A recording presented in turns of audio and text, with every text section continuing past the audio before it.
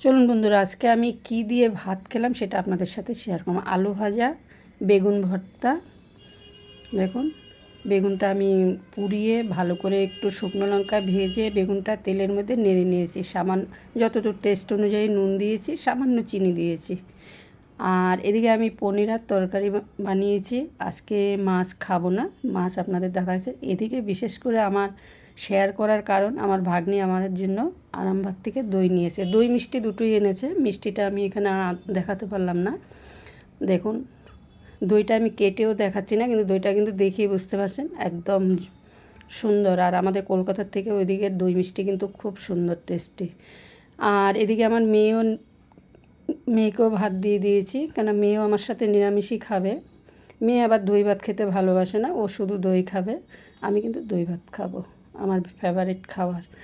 তাহলে আমি এখানেই শেষ করছি, আবার নতুন ভিডিও নিয়ে দেখা হবে।